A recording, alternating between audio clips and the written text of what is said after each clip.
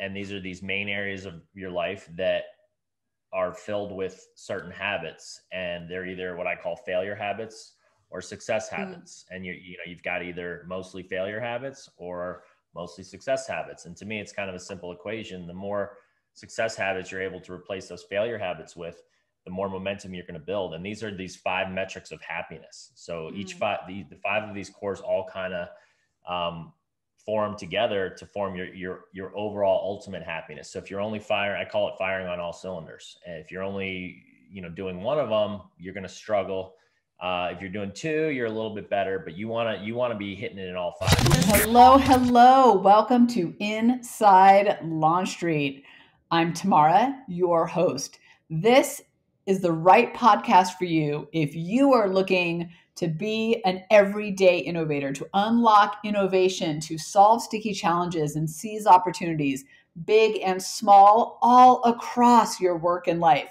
If you're looking to optimize your performance, if you are looking to elevate your game, have a stronger, more valued voice, get more success in life, or as some people say, go further, faster, this is the place for you.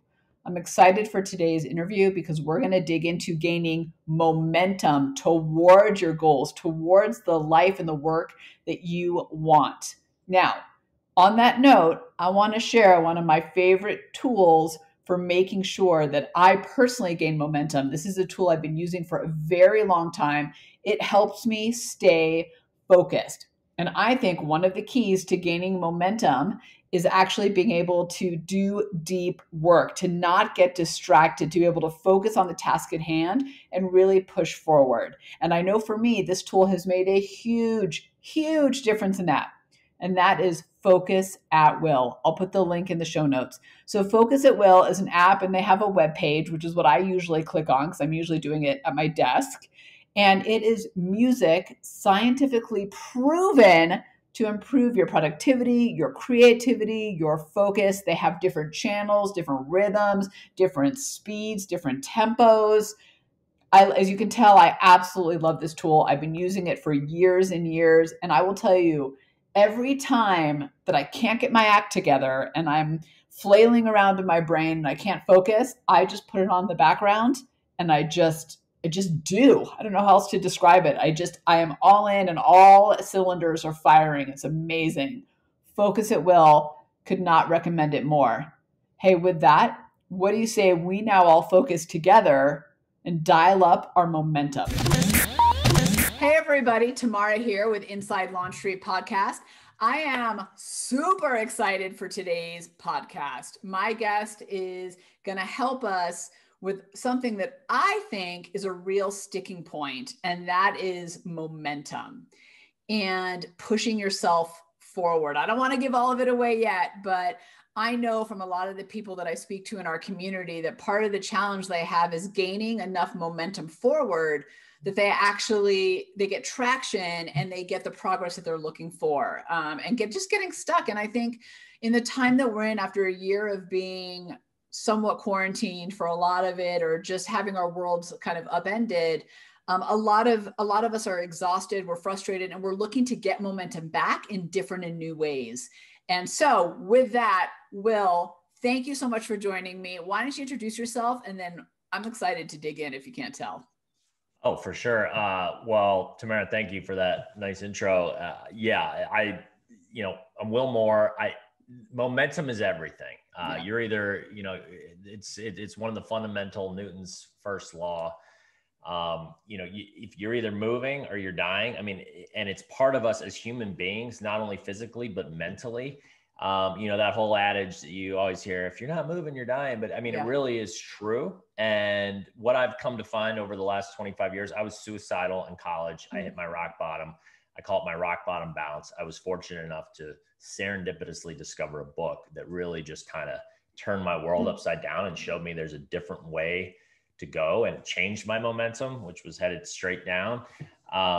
And I realized that there's these universal principles in the world, and life is complicated. Principles aren't. There's things that have been around since the beginning of time, or at least since humans, right? Or well, before humans, but humans can utilize them, and then they'll be around when we destroy ourselves, until we destroy ourselves. But if you base your life around these things, if you base your habits, and if you can somehow reduce the friction to trick your brain to wanting to take these actions that are good for you, that are going to have these long-term payoffs versus these short, we're living in this instant society right now where it's this low-hanging fruit.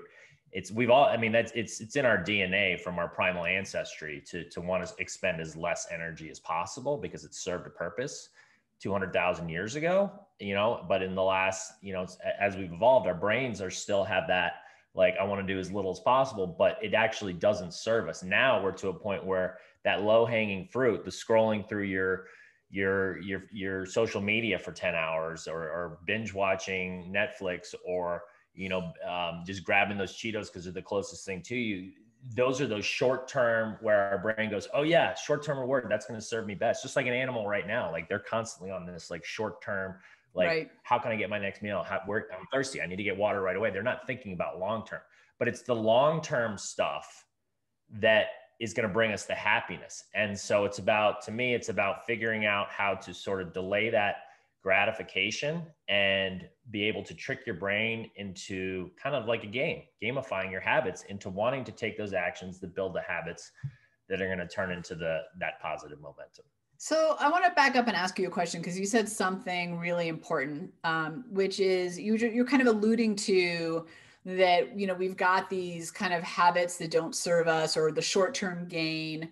So here's my question. I know there are some of those that are obvious, right? There are some things where it's like very clear, if I do the training, I will be prepared for the marathon and I will be fit. And right, that's kind of the obvious things. And if I eat all the cookies, it'll hinder my weight loss progress, right? Or if I don't make the phone calls for new business, I will not get the sales. And those ones seem very obvious to me, but it seems to me that there's also a lot of subtle ones that are smaller that are actually working against us that maybe we don't realize we're even doing. I'd love to get your perspective on that. Is like, how do you identify it? Because I do think there are the big obvious ones, but our days are like a lot of little habits that add up.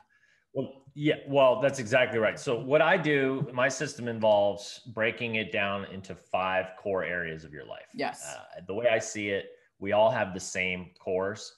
And these are these main areas of your life that are filled with certain habits. And they're either what I call failure habits or success habits. And you've got either mostly failure habits or mostly success habits. And to me, it's kind of a simple equation. The more success habits you're able to replace those failure habits with, the more momentum you're going to build. And these are these 5 metrics of happiness. So the 5 of these cores all kind of form together to form your overall ultimate happiness. So if you're only I call it firing on all cylinders. And if you're only, doing one of them, you're going to struggle.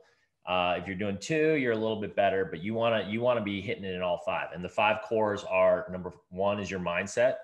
It's essentially your perception on the world. It's how you view things. It's your confidence. It's your attitude. Are you a growth owner that says, I've got everything in me to kick ass, take names. I've got goals where I want to get to. I know that obstacles are temporary roadblocks waiting for solutions. I'm going to fail forward. I'm not going to jump up and down and scream woohoo when I fail, but I'm going to go, okay, that stung. It didn't feel good. Let me take the time to let that set in. But now what did I learn from it? And how can I use that to become bigger, better, faster, stronger, smarter? That versus a fixed victim is what I call, which is the majority of the population, which is, I was born the way I am. My brain is what it is. I've got a certain skill set. I'm never going to be able to do this or that. Maybe someday I'll hit the lottery and all my dreams will be, this is that whole if only type mentality. If only I could have $1 million.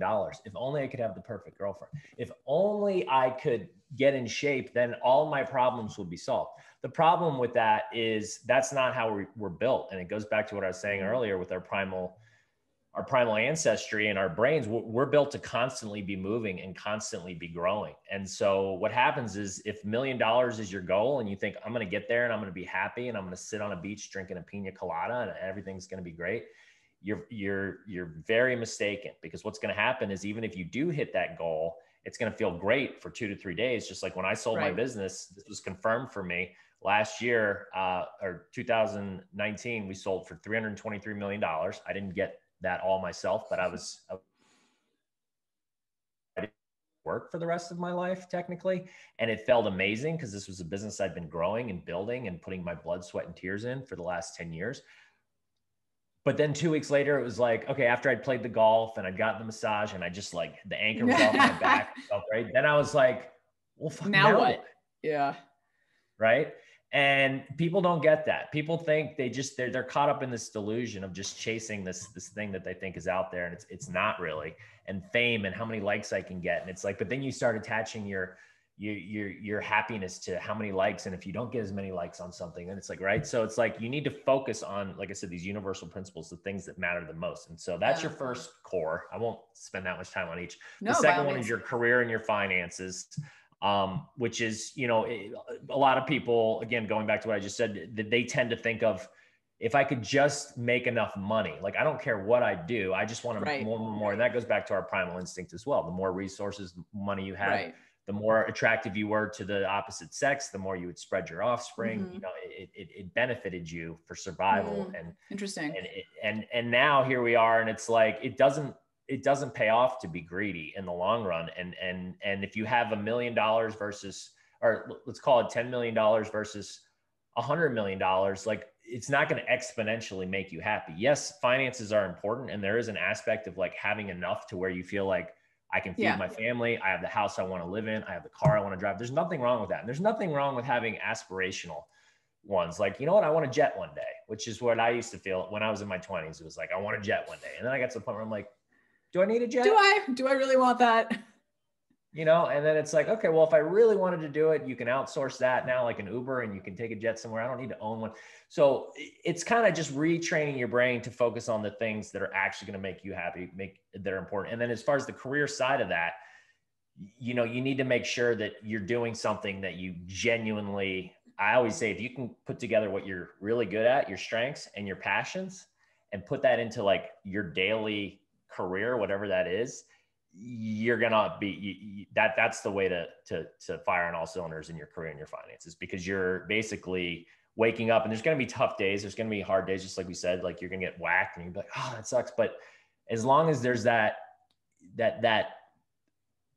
energy propelling you, where you're just like, I have to do this, I know this is good for me, and this fills my soul, and I have to get to that goal, versus you're just doing something for a paycheck. You hate what you do. You're stuck in this 9 to 5. Like, that's a miserable existence. I call it hovering between rock bottom and your best self. And most of us live in that sort of gray, boring zone. Well, and don't you find that the people that I know that are living like that, or feel stuck in that place, it seeps into everything in their life. It doesn't end at 5 p.m., right? Everything becomes not as great.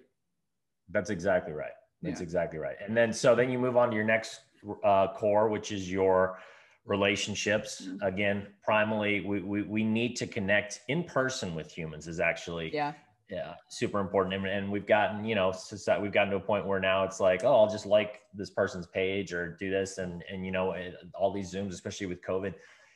But it goes back. We had a much better chance for survival when we were in groups, because we wouldn't be out on our own where the saber-toothed tiger could get us, right? We could diversify our skills and right. So that, again, and that's it. That's a primal. We need that connection, the real connection, not just the Zoom. Like the photo have the Zooms, and these are great, and it's much better than the alternative, because technology, to me, it's a double-edged sword. There's so many great things about it, and I'm meeting people like you and people around the world, but at the same time, you need to remember that you need that human interaction in your real life as well. Agreed. Okay, so that was that was relationships, right? Just make relationships. Sure. That was the third. Okay. And I won't go on and on, but I break relationships into 3 types. It's your your colleagues and acquaintances, new people you meet, such as yourself, you and me, we just met. And then there's your friends and your family, and then there's your significant other. And in each of these, again, there's habits within each. And most of us have developed failure habits. So for instance, that first one, colleagues and acquaintances, like, how many people do you know? Well, you probably don't think about it, but like looking people in the eye. smiling when you Yeah. talk, or when asking people questions. That first book, by the way, I never mentioned, that changed my life. It was called How to Win Friends and Influence People by Great Mr. book. Dale Carnegie. Yeah. Written like 70, 80 years ago, and still holds up today because it was based on universal principles, which is, it ain't rocket scientists, people. Give your attention and make the other person feel important, make them feel special, and genuinely be interested in them. You will never have a problem with friends, finding a significant other. It'll help you in your career and people wanting to get on your team and move with you. So before we keep going, I just want to say just a quick moment on that. I think it's so interesting because one of the things that I've really become present to in having conversations is that a lot of people don't have the skills to ask questions back. So like, this is a little bit of TMI, but whatever, I'm an open book. So I got divorced 3 years ago, started dating, and I'd realized, right, that I'd go on these dates and I'd be like, Will, tell me about you. What do you like to do? And then it was like, they'd answer and then dead silence. Yeah. And I just started to realize, there's nothing more unattractive, right? Oh, right. But I just thought, what jerks at first. But then I realized I'm not sure those people have the skills to actually have a conversation and be genuinely interested. I don't know that people know how to do that these days. And so if you're out there listening, I would really pay attention to what Will's saying. And I would really work on your skills of listening to people, like really listening to people and asking them questions about them. Cause I think we're sorely missing that. Okay. That was a tangent, but I just wanted to bring that up. So keep going. It was a great tangent, and you're 100% right. Right. I mean, within each of these cores, like there's so many little things like that we just discussed that we could talk about for hours, but that's a big one, and it's like, hey, you want to know how to have everybody love you and get far in your career and your life, and just ask people questions and be interested. But and fake it till you make it, right? Because we're, again, by biologically, our brains, we're selfish creatures, right? We want to, we need to survive. We don't know where our next meal is coming from, going back 100,000 years. And it's like, we want more for us. And we're not worried about what the other guy's doing. We need to, for us and our immediate family. But we've evolved now where we don't have to worry about where our next meal is coming from or getting eaten by that saber-toothed tiger. And it's again, it goes back to what I said in the beginning, that long-term reward. The short term is to not ask questions and focus on yourself. And that's easier to do. But the long-term reward is to put the focus on the other, be genuinely interested in them, because then they're going to want to help you and help the other, right? That's another big part of it. Like, do what you can to go out of your way to help others, help the world. And that comes back to you tenfold. That's that's actually part of the fifth core, which we'll get into. But it's such a huge, important aspect that, like you said, so many people just, and they don't teach this stuff in school. So, right. And part of my mission in life is these 5 cores, these habits within each, to become part of the main curriculum, right? Because it's like, it took me, I was suicidal by the time I hit 18. It took me 25 more years since then to figure all this stuff out. I'm now putting it all together since I sold my business. And it's like, God, why don't they teach this stuff in schools? Like, it's just so obvious to me. And so that's part of what I've always felt, that particularly about mindset and about finances, that I wish that was a class. Both of those were classes. So, okay, I want to, because I got some stuff I want to dig into, but I want to make sure we cover all 5 first. So we've got physical health and emotional and giving back remaining, right? Yeah, those are right. Okay. Yeah. And those are pretty self-explanatory. The physical health is, what are the habits you've developed for your eating, for your exercise, for your sleep, the things that affect your mind and your body, which are connected. And then your emotional health and giving back is, basically, are you living life to the fullest, or are you like a chicken with your head cut off, an ostrich with just head in the sand, just like doing to-dos every day and doing what you think, just staying busy versus actually, like I said, what you do for a living, or, if you love playing golf or you love playing tennis, like, are you proactively scheduling those things into your life, your passions, and making sure that you're actually living, enjoying life, because it goes by fast. And before you know it, it's like, wait, it's been 5 years since I played golf, and I love golf. Like, and every time I get out there, I love it. And I spend time with my friends, and but I never prioritize it. Hitting multiple cores. Right. And then the giving back, we already kind of hit on, which is, essentially just, you got to have that component, in my opinion, in your life somehow, and have that sort of, service is the word that's being thrown around a lot. And so whatever you want to call it, but being not about you, but again, going back to that relationship one, just being about the other person, helping the world, it will come back to you. So first of all, I just have to say, I really appreciate the way you've broken them down, because it makes it feel very real world and very doable. And oftentimes when people, I think, talk about momentum, living your best life, right? Your performance, it becomes this very theoretical, like a pie in the sky thing that only some like Ambiguous. That's elite exactly right. person could do. And it's always very frustrating because I think all of us have the opportunity to live our best lives. They just look different for all of us. And I might not be an Olympic athlete, but hey, I'm doing my best. I got my kids, I got my business, right? I got my fitness life. Like we're all just trying to live our best lives. So here's my question for you. You said something in the beginning about fixed victim mindset kind of versus growth mindset. And it's been my experience, or at least maybe this is what I want to believe, and maybe you'll tell me otherwise, that people can vacillate between the two, both situationally and where they are in their lives. So like I have clients, so we're all about innovation and elevating people into everyday innovators, right? Unlocking that incredible thing in our brain that we have, which is innovation, which we all have, just some of us practice it more, that's all. So, but what I found in that is oftentimes people come to one of our programs somewhat fixed, but end up transforming into growth. And so, or maybe they're stuck because they're in a job they hate and they feel, and the fix takes over for a while, but then they move into growth. And so I don't love it when people, well, I tend to debate it when people say like, you're either this or this and that, and that's it, right? I mean, our brains have neuroplasticity, we can change. And it just seems very situational to me. So I guess I'd love to get your opinion on that. Because if I'm out there listening and I'm thinking, I can't change, I don't have a best life, I'm exhausted, like, what do we tell them? Because it sounds fixed and victim, but I'm not sure I believe they have to stay there. Well, that's a great point. And I always present it as you're either a fixed victim or a growth owner. And I never thought about it in the way that you're saying. And I'm glad you brought that up. I'll have to maybe rephrase the way I put that out. And I didn't mean that it's a finite thing. Yeah. You didn't say it that way. I just wanted people to hear that. Yeah. Well, but I mean, it's true. I mean, like I said, in what we started talking about when we started this podcast, it's about growth and momentum. And so, right. It's never a black and white. It's not, you're either a fixed victim and everything in your life is, poor me. I feel sorry for myself. I don't work out. I eat Cheetos. I have bad relationships, like in every core. It's, like I said, usually oftentimes people have some good things going in one core, maybe two, but it's very rare that you find somebody that, in my opinion, is firing on all cylinders, which is to me, that the goal is to do that. And that's when you become a growth owner, in my opinion. And so, I mean, there's that gray area in between, but the idea is to identify the fixed victim habits that you have in each of these cores and say, okay, this isn't what a growth owner would do.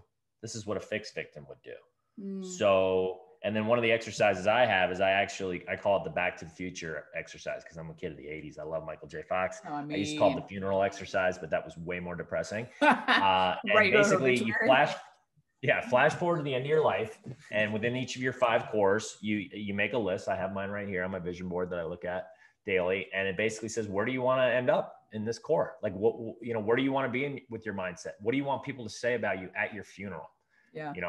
You want them to say, this guy, he just kind of was always kind of miserable and slumping around and sort of was waiting for that lottery ticket to hit? Or you want to be like, this guy just seemed to always be just going for it. And he hit a goal, and then he hit the next one, and he was constantly growing. And so you do that in each of your cores, and then you go back to the present and you go, all right, what are the habits I currently have that are not in line with where I want to end up? And then you start going, okay, let's start breaking it down. And like you said, I hate the ambiguous people that are just like, you got to go out and build momentum, or that like, I hate that. That's step outside your comfort zone. Like, what does that even mean? I was like, I need to, right. We're in a society where it doesn't work to just see a quote. You get motivated for half a second until you scroll to the next one. Right. It's you got to have a system, and you got to actually have an organized, like, okay, this is doable. I'm going to focus on one at a time, one core at a time, one habit at a time. And it doesn't seem so overwhelming. And then you just start taking actions to convert those failure habits into these success habits. And each one you do, you start to build a little bit more momentum. I call it the success loop versus the failure loop. You're stepping out of your failure loop into your success loop. And the success loop, basically, you take a little bit of action, you get a result, and you build a little bit of confidence, and then that gives you energy and makes you want to take more action. Right. And then the more action you take, and then you just kind of keep going around and around and around, versus the failure loop. You don't take any action, or you're taking the wrong action. it kills your confidence. It makes you feel like crap. Then you don't want to take any more action. And then it becomes, you're stuck in that. So let me ask you this about it then. Especially around innovation, right? Which is oftentimes around putting yourself out there, taking risks, right? Going for it at the next level. Sometimes it feels like a J curve when you start. So like you're all excited, right? You're up here and then you hit the hard parts and you dip down, and that's where the naysaying takes over. And that's where the excuses start to take over. And that kind of happens before you start to accelerate. So how do you help people manage the setbacks that are inevitable, right? It's not just a direct line up. You don't suddenly, right.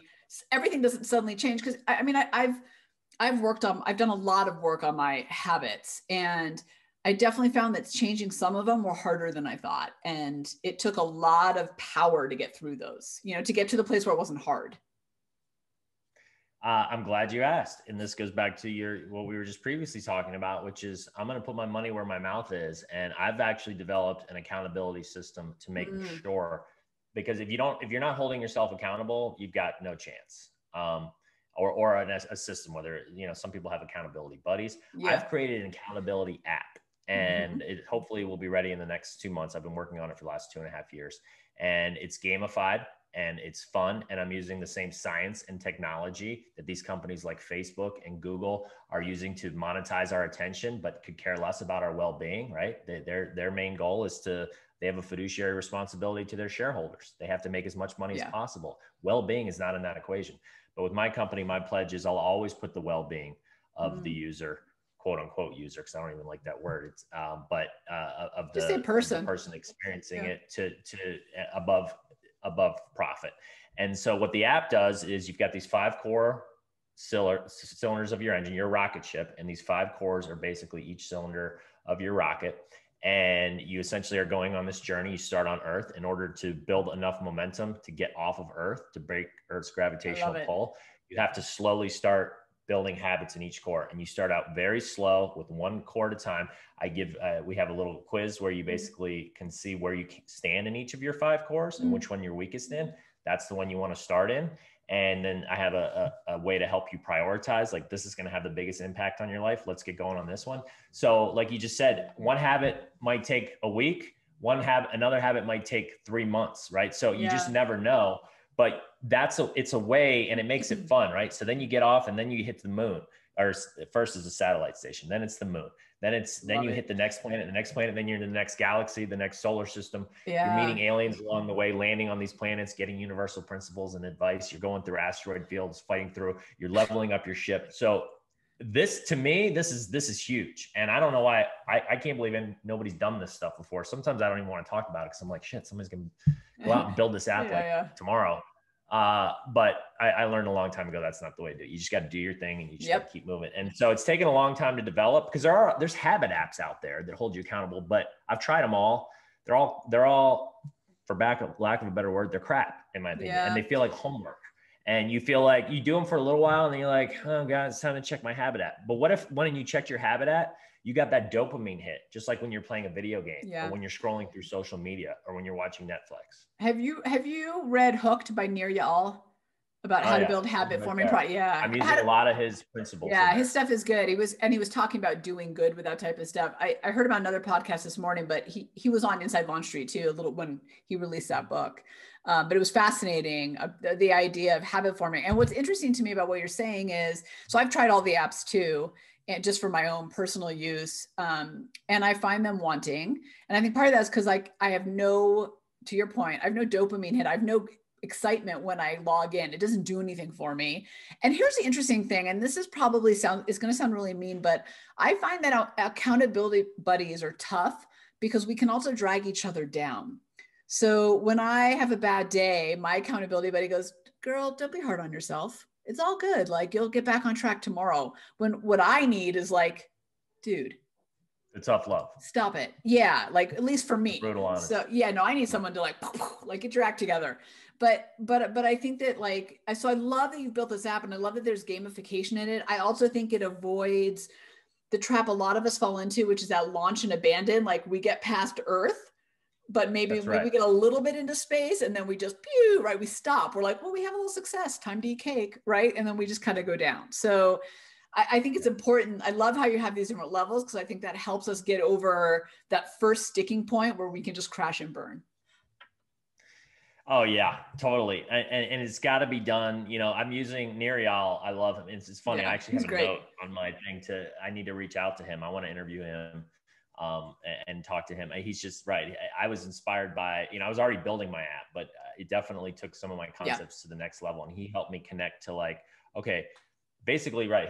For those who don't know his book, Hooked, it's essentially, he's saying, look, this is how it works. This is how we get hooked on products. This is how the brain operates. Yeah. This is, and then it basically kind of talks about most products tend to use it for their advantage in not such a great way. And that's what got me kind of being like, oh my God, that's exactly what I'm doing, but in a good way. And so he gives you these like ways to get those dopamine hits and get people addicted. But when you level up on screen, you're actually leveling up in real life. So that's where I got. I like the way you said that. That's cool.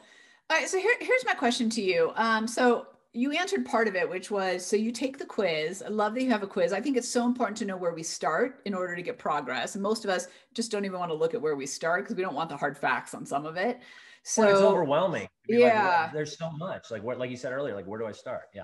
Yeah. So I think that's really, first of all, so listeners out there, go and take, I'll put the link to his website and all that in the show notes, but go and take the quiz to start, because I think you'll find it really fascinating. And I find it really inspiring, because now I'm like, now I know what to do. Like, how cool is it? I know where to start. I guess my question for you is, in the people you've worked with, or in just in your journey, in any one of those 5 core areas and kind of the habits within them, were there any positive or negatives that surprised you as you started to really map out the different habits? Yeah. Could you rephrase that? I'm not quite sure what you mean. Yeah. Well, I think sometimes when we go through these journeys, we think we know what the answers are going to be in every area. So like, I know what I need to do for mindset. I know what I need to do for health. But then I think sometimes along the way, there are ones that pop up that we go, oh, I wouldn't have expected that to be a key to success in that area. That's what I mean. Yeah. So, right. A big part of this to me is it's all about shining a big old spotlight on your life. That's what this whole thing's about. So where your parts that you weren't aware about, or that have been hurting you, these habits that are in these dark corners, they're exposed, right? Yeah. And it's not going to happen right away. But as you start to progress, and as you start to build momentum in each of your cores, and you start to replace failure habits with success habits, it's going to be amazing. What's going to happen is you're going to start to actually notice things that you didn't before. It's going to stand out like a sore thumb. Like, why am I doing this? This is totally a failure habit that's killing my momentum and is not at all in line with where I want to end up. And you're just going to start slowly but surely recognizing more and more of those. And I actually, part of the app, you have, I call it the momentum list. And you have a list of certain things that you can revisit and that you'll start building as you go. And one of those is your strengths. One of those is your passions. One of those is your weaknesses. And to me, it's very important to be aware of all these. And by the way, I use weaknesses in quotations, because I don't even like that word. We all have these things that we're not, that maybe somebody else is better at, and maybe that's not what we want to focus on and incorporate. Like I was saying earlier, for your career, take the natural strengths you have and the natural passions you had and put those together. Like, why would you want, if you're not good at math, why would you want to have math be a major part of your job? Or if you hate, writing, and you're not a good writer, why would that, and you're never going to make a lot of money, and you're never going to do well, and you're going to get fired anyway. So it's like, and you start becoming more aware of these things and what your strengths are and what your weaknesses are and what your passions are. And that's when it starts getting really exciting. And then you get in your success loop, and you start making progress. And that's when the momentum starts building. I just want to say really quickly on the weakness. It's interesting. So we built a proprietary innovator personality test. It tells you what style of innovation you have. There's 9 ways we as humans innovate, kind of based on science and research. And there's 2 that are your power triggers, but my team and I got into this huge debate about what to call the dormant trigger, and they wanted to call it weakness. And I was like, no, I will not do that, because that's, to your point, you're comparing yourself to somebody else because they're better at it. So it becomes your weakness. Well, maybe I'm not That's right. good. Like maybe this is not my power play. It exhausts me to stay here, but that doesn't necessarily make it a weakness. And I think we spend way too much time spinning our wheels trying to fix weaknesses that will never get fixed. It shouldn't sabotage you, but it doesn't mean that you need to spend your time spinning your wheels. Well, that's exactly right. Right. If you're focused on fixing your weakness versus focus on, what you're good at and strengths and using that to propel you forward, right, you're going the wrong way. And right, that word weaknesses, I just made a note as we were talking, like I need to come up with a better word for weakness because I don't have one. But I mean, you're absolutely right in that, all it is, in our society, the way that this, like I was saying with the school system, I want to revamp it. I think we're in a broken society in a lot of ways. And one of the reasons being, we focus on this scholastically. It's like, okay, there's this outdated education that we're learning, and certain kids that have that type of mind are going to excel, and they're going to get good grades on their tests, and they're going to get good SATs. And it's like, that's what we consider a success at this point in our society. And that's so crazy to me because everybody has different minds, different strengths. And we're doing a disservice to the world by squashing those things and saying, no, you need to study, you need to get this grade, you need to be good in history and math. And we're learning advanced algebra and calculus before we are learning about emotional intelligence and how to get along with other people. And like you said earlier, how to balance our checkbook and use the law of compounding to grow our wealth incrementally. Like it's insane to me. So I could go on and on, but I won't. No, I'm with you. Like I said, that could probably be a whole different podcast. In fact, I interviewed it was accidental. I was recording him, my 12-year-old, and I was asking him about school and growth mindset. And one of the things he said that I thought was fascinating was, in school, you study something, a topic, you take a test, and then if you fail it, it's like, well, you didn't get it, but then you're just expected to move on to the next topic without helping you figure out what you didn't get in the first topic, right? You just move from topic to topic with these grades that tell you if you got it, but then you're done, right? There's no in between time that goes, oh, Will didn't get that topic, let's spend more time with him on this before moving on. So I'm with you on the system not being in a place that promotes a growth mindset. So which just kind of oddly enough, leads me to my next question. So you've gone through a lot and you've accomplished a lot and you've hit rock bottom. Like you've kind of hit the spectrum. When you figured out the 5 cores, and more importantly, when you really started to get those cylinders firing, what was the difference in your life? So the way I put it is when going back to that suicidal time in college, my freshman year, and I had that kind of serendipitous moment where it was actually a professor who I really admired. He was a young guy and he was like the cool teacher, and I didn't have any friends. And then I didn't get into the fraternity that I wanted. Every single person in my entire hall got into a fraternity but me. And I hid in my room, turned off all the lights, and was just like crying and so ashamed. But I kind of threw myself into studies, and one day he's talking, this professor, it was a Religions of the World course. And he goes, and so I read this book when I was younger. It totally changed my life, How to Win Friends and Influence People. Anyways, and went back to teaching. And I immediately, for some reason, zoned in on it. Wrote it down, didn't hear a word he said for the rest of the lecture, went straight to the school library, and they had it.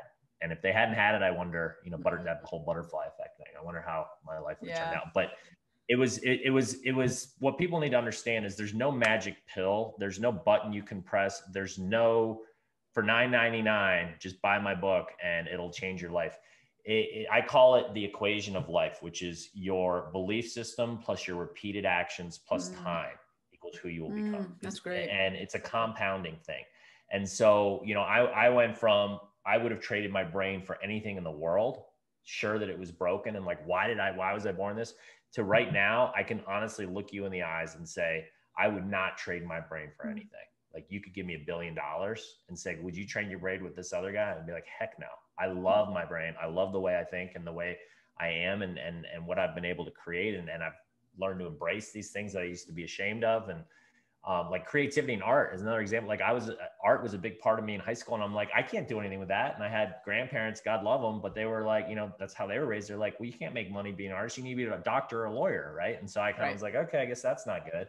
And then later it then it hit me later as I got into self-help and I became this insatiable self-help beast, using myself as a human science experiment, just like figuring out like what works, what doesn't, what, you know, on this quest to reinvent myself and make myself happy. And I realized, wait, no, the art is like a huge part of me, and that I can use that to propel not only my happiness, but my career, my friendships. And that's what I did. I used it. And so everything I've done, I always incorporate my artistic and stuff in that. And so, yeah, I mean, to a long-winded answer to answer your original question, like, you know, how has it changed? What's the difference between that fixed victim versus growth owner and firing on all cylinders?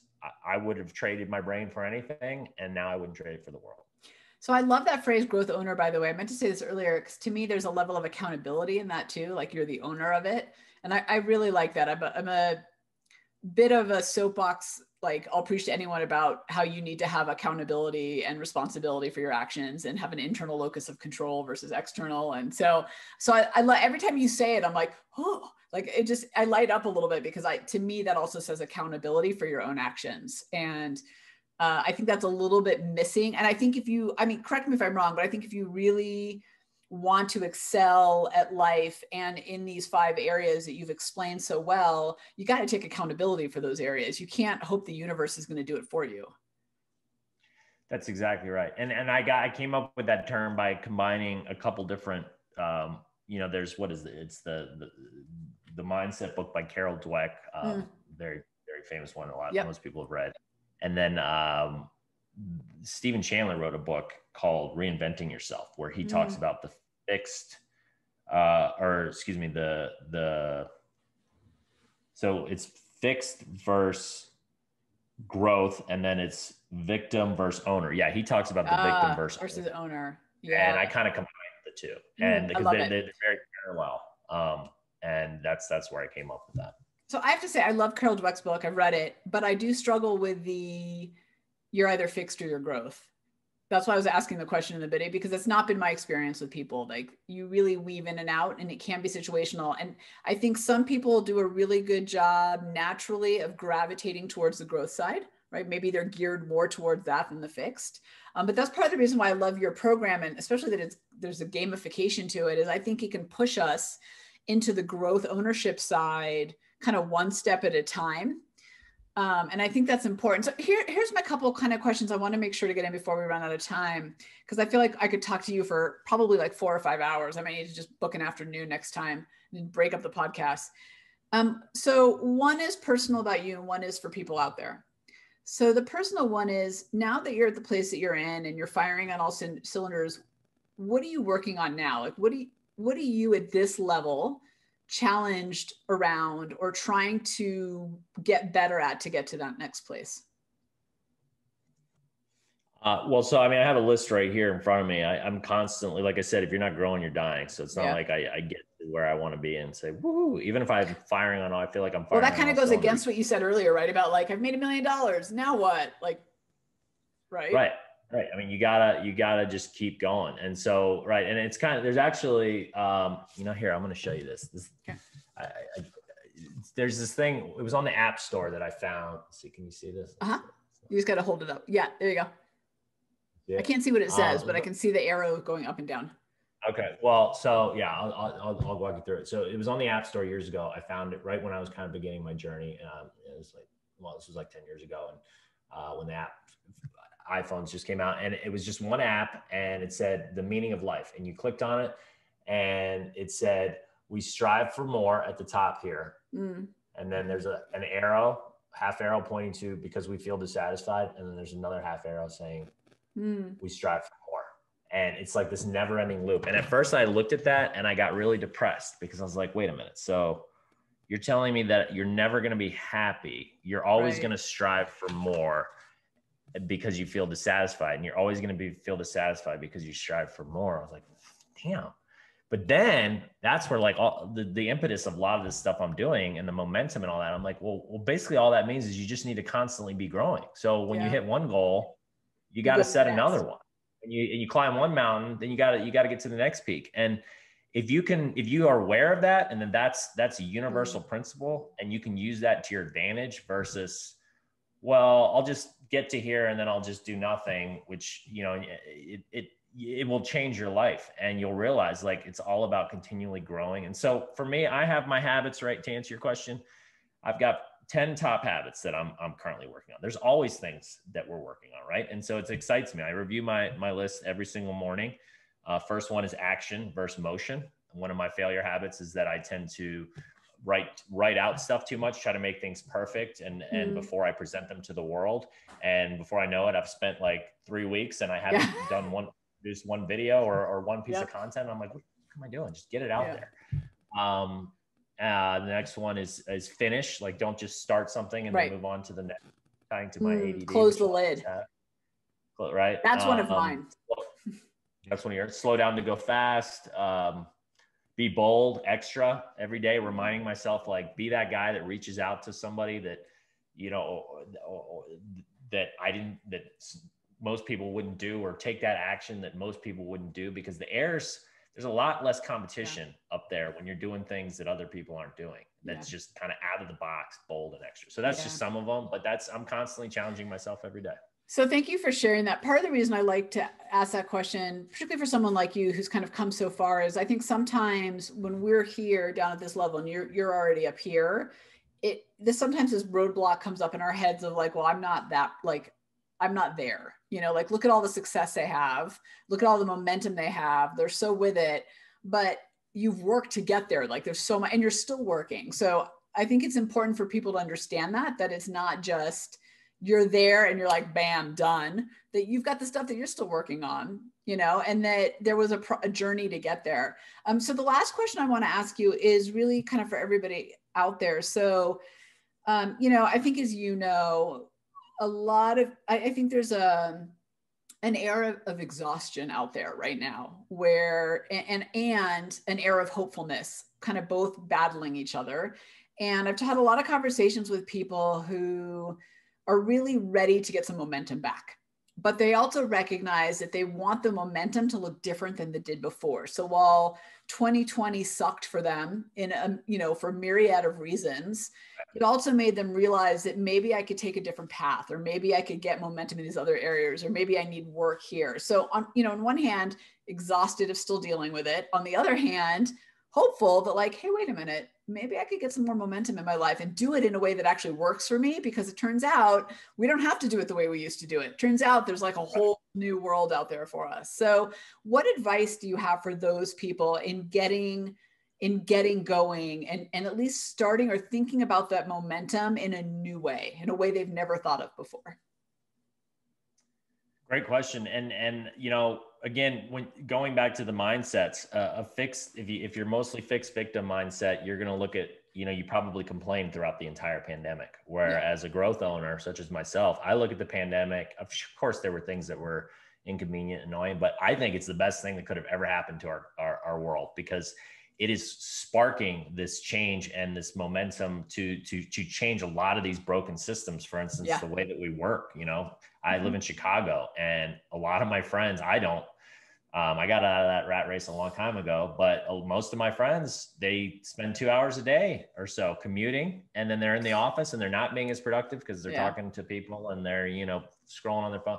Whereas when this changed and they were forced to be at home, they found that not only it worked for both parties. Not only the employee was getting more work done in less of time, which allowed them to go out and hit that fifth core, emotional health, and go play golf and do these things and spend time with their family that they didn't have time for before, right? A lot of them was like, they would get back right as their kids are going to bed. It's like, how shitty is that? Like, that's your life.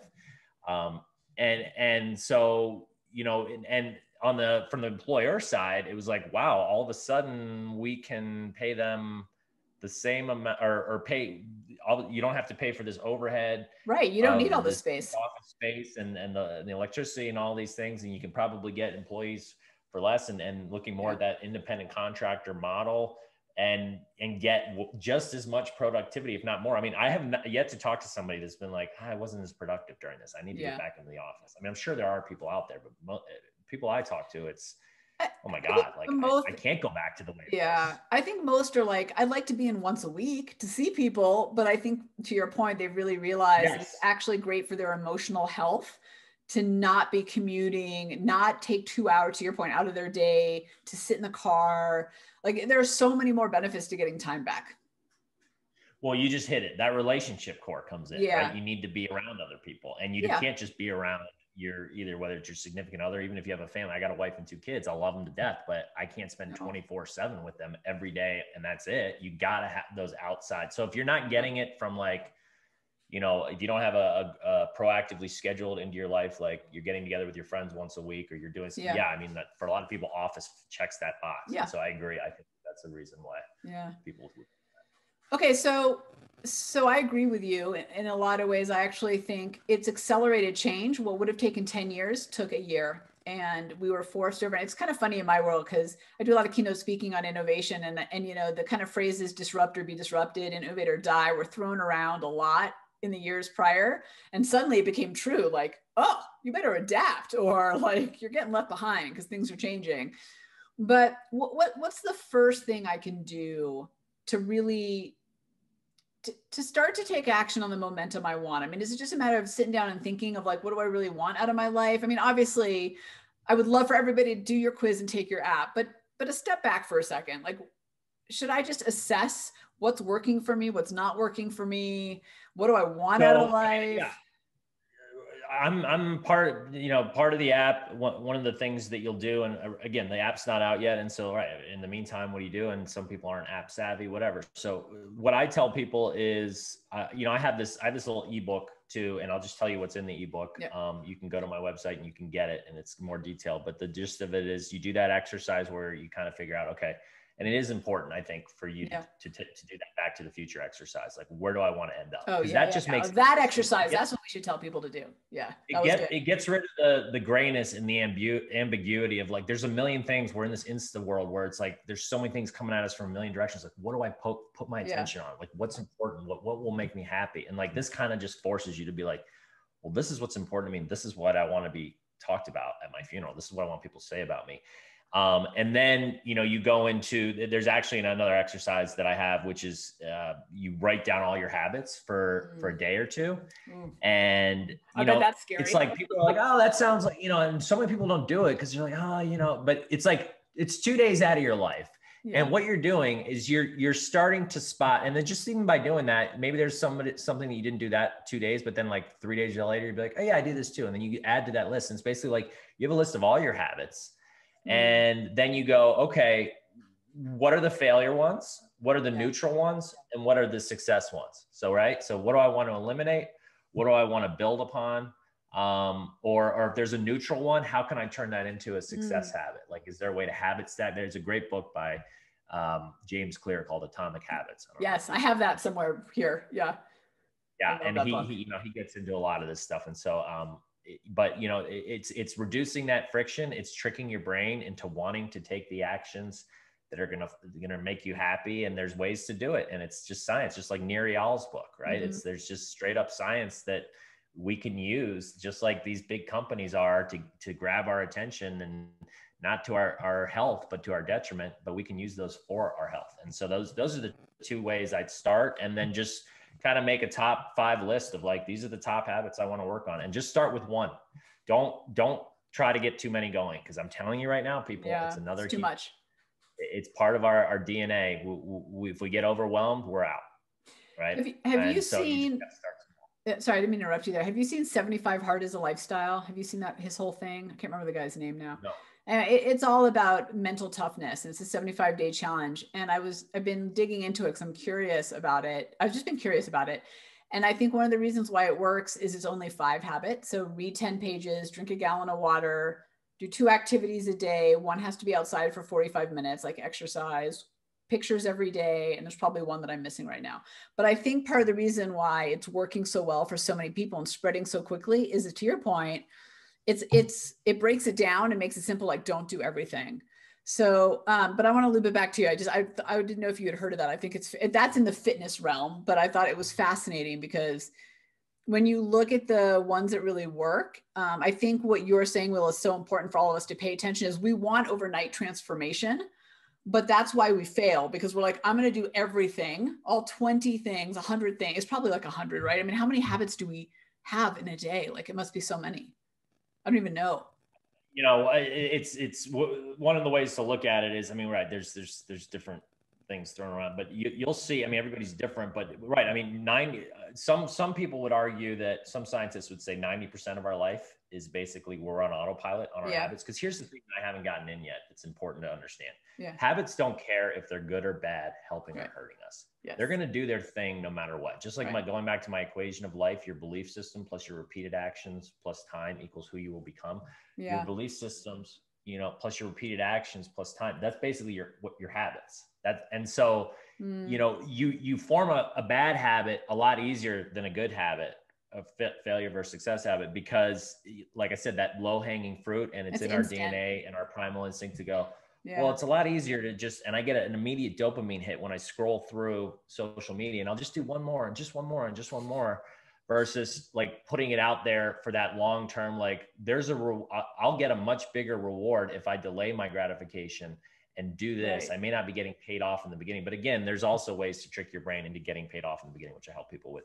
But yeah, I mean, so I don't know if that answers your question. No, it does. And I think that's part of the brilliance in your app is the instant reward that we need to get the momentum with a long-term vision or outcome. Really, the real reward is long-term, but the little rewards along the way is what keeps us going. And sometimes we forget that. And that's, I think, why we drop off. So, Will, this has been fantastic. Like I said, I could just kind of talk to you forever about, I love the 5 cores. I'm just going to sum it up and just reiterate that, hey, what I love about Will's work and why I wanted to have you on the show is because it really breaks it down into a real world and doable way. This isn't about just stepping outside your comfort zone and dare to be fearless and use your willpower. Like, I don't even know what any of that means. It drives me nuts. So I think your work is very tangible and very real. And I think it gives us the kick that we need to keep going and not drop off or not have the big veer offs.